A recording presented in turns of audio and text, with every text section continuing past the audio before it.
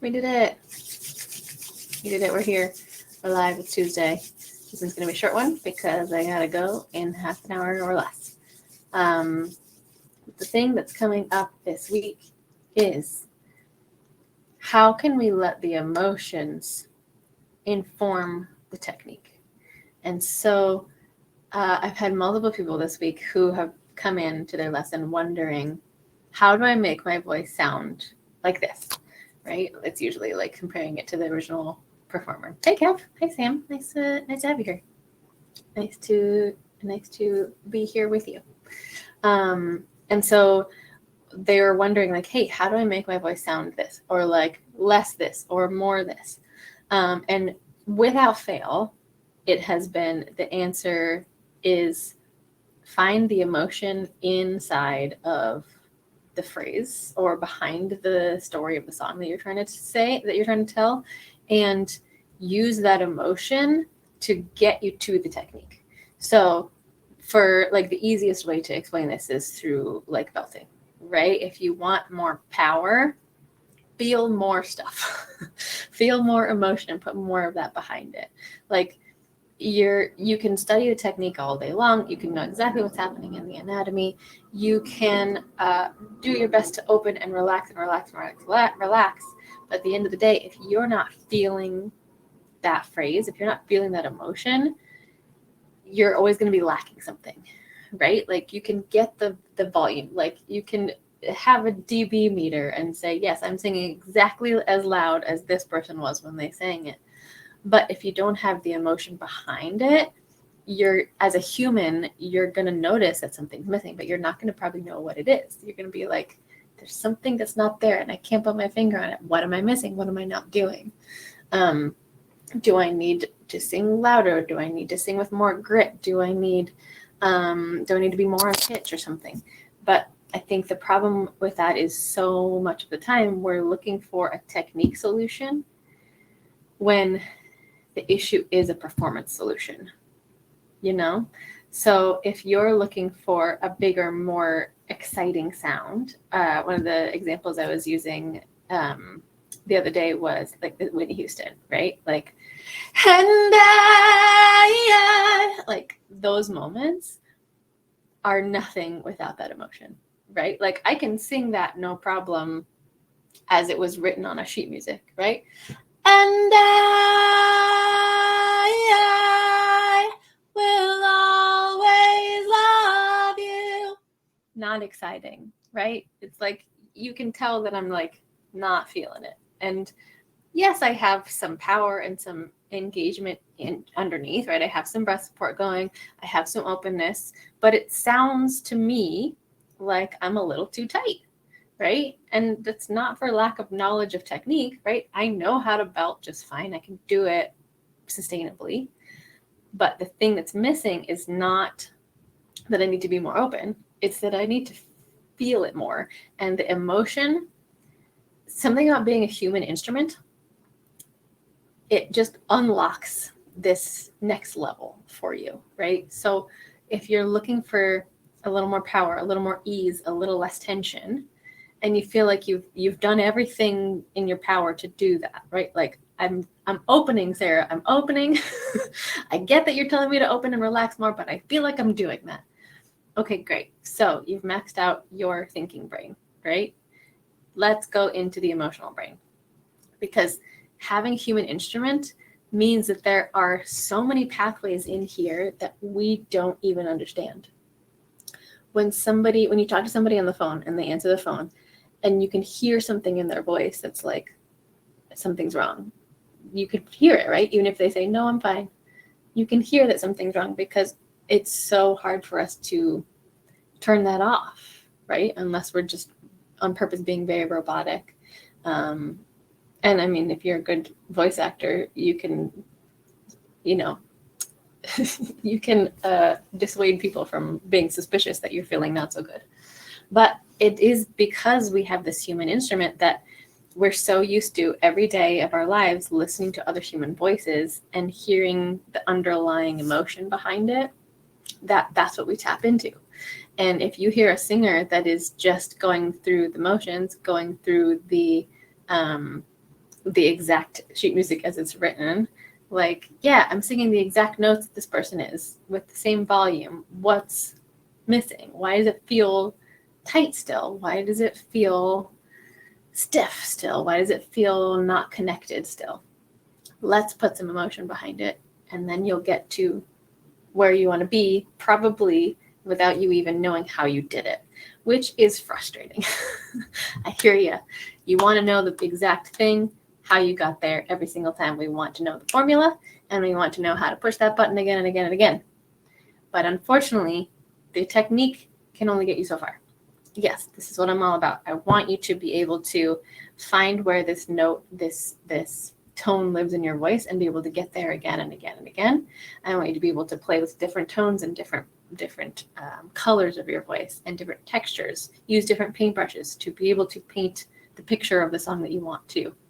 However, if you are not connecting with the emotion behind the song, that is just going to be paint by numbers. You know what I mean? To extend that metaphor. Like, you can use the most beautiful color in your voice, but if the emotion's not there, something about our human ears are going to perk up and say, that doesn't feel right, right? And that's probably what you are missing too, right? If you're coming to me as a vocal coach and like, hey, I'm trying to sing this and things, I'm trying to sing this and it just doesn't feel good. Like, it doesn't feel as good as this person, right? Like, let me tell you, so often, like, yes, these professional singers have been singing for many, many years, and they have probably lots of training. But at the end of the day, you have the same instrument that they do emotionally, right? It's just a matter of how do you connect with it. And so much of learning how to sing and finding that magic, that je ne sais quoi that we're looking for, that the artistic expansion and expression, that comes from you allowing your emotions to come through your art a little bit more. You're painting this picture not just to have a pretty picture, not just to show off that you can sing pretty notes. You want the emotion to be fully behind this. And like 5 different people I've had the same conversation with this week. So it must be in the air. It must be something that I need to hear as well as maybe you. So let me know if it's resonating with you. So, like, yes, how do we do this? How do we add the emotion to the song? I know not all of us are actors, have had any acting training whatsoever. But the great part about being a human is that you have probably felt these emotions before. And like, I don't need you to go dig up some trauma, right? I don't need you to go back to this most painful time in your life and pull that into your singing. But I do want you to at least allow a little bit of the feeling behind the phrase that you're saying. Is it a phrase that the person singing it is sad? If it's an original song, you know better than anybody how you felt when you wrote it. You don't need to go back into that place if it's painful, but you know the feeling behind that song. So find a morsel of it and bring that in and allow your voice to do what it knows how to do in emotions, right? When you get angry, what does your voice do? Hey, I don't like that, right? It gets more powerful. The abs come in a little more. You take deeper breaths to get your voice into a more a louder coordination, as well as more closed chords. Like, all of these things just fall into place when you are feeling that emotion. When you're sad, what does your voice do? Oh, okay, I'm fine. I'm just sad, right? It gets quieter, a little wobble to it, little cry moments, right? Those things happen naturally. And so that's what we're trying to bring in more to get the sound that you're looking for. So if you're trying to imitate some amazing singer that was in a musical on Broadway, look up their live performance. What emotions is their face giving? What emotions are you hearing in their voice? Why do you hear that emotion in their voice? Can you pinpoint what exact vocal things they're doing that give you that emotion, right? And this may be harder than it sounds, because as humans, we don't really pinpoint those. We don't science it out, and it feels to some of us really invasive and over intellectualizing to science our emotions. Like, oh, that person's eyebrows are scrunched up, so they must be struggling, they must be mad, right?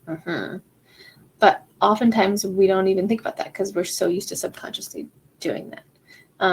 If you are maybe slightly neurodivergent, you may have a lot of practice with this because it doesn't come as naturally to you. So you do have to think about, like, what is this person feeling? What is their face doing? Okay, that equals mad. Got it.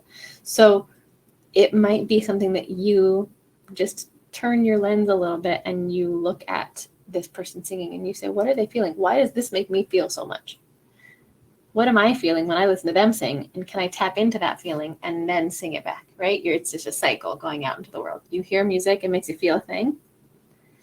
Then you sing it out, right? You use that emotion to get behind your voice, and then that emotion is now in somebody else's ears. And this is why music is such a magical connector, because it's like I used to tell my songwriting students, is like, songwriting music is the original meme, right? We like memes because we're like, oh, I feel that. That's so me, right? Songs are the original meme because you hear a song and you're like, oh, I feel that so much. That's so me, right? Even if you don't, even if it doesn't exactly apply to your life, something in there, something in their voice, something in the way the melody works, something in the way the rhythm hits you, you've felt that before and it connects to you and you're like, I relate to this. I connect to this. Let me try this, right? This is why so many of us start singing. We just want to imitate that, right? We want to be the connector. We want to be the one that says, hey, I'm feeling this. Anybody else feel this too? This is why people flock to concerts in droves, because they want to feel that same thing. This is exactly what we're putting in the sauce as singers to get people to listen and to get people to be excited to listen. Is this landing? Give me a thumbs up or an emoji or something. So to go back to my earlier example with the belting, right? If I were to sing that Whitney Houston song and I was not feeling any of that, I wasn't even I don't even have to be really feeling it. But if I, from the first time where it was like not even thinking about the emotion, sauce boss, and then I go into, okay, what is she feeling here? What is the lyric behind?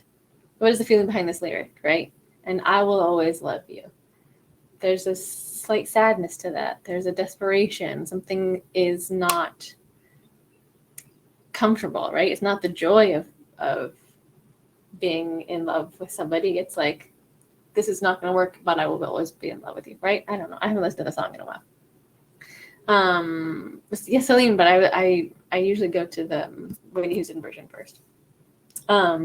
And if you're a songwriter, you can also think about this as well. Like, I always try and make these big chorusy moments kind of higher up in my chest voice because there's more urgency there, right? And that's why that song in particular is so exciting, because it's like right at the top there. It's not like, and I, it's not in a comfortable place in her voice. It's like, and I, right? It's right at the top there. It's like you feel like she's about to cry, right?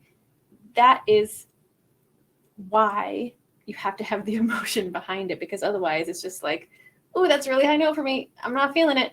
And I'm just like trying to reach for it, right? But with the emotion behind it, like if I tap into that feeling of like desperation, this longing for somebody, this slight sadness, my body kind of does that extra grounding work for me because I know how to feel that. And so it ends up being big belly breath, abs start to engage, this opens way up, and I just know where that note is, and I'm not holding back because that emotion is the momentum behind it, right? So, and I will. It's not the perfect note, but you get what I'm saying? Did that feel different than the first one? You can try this on a different song or that song if you want in a different key, whatever you like.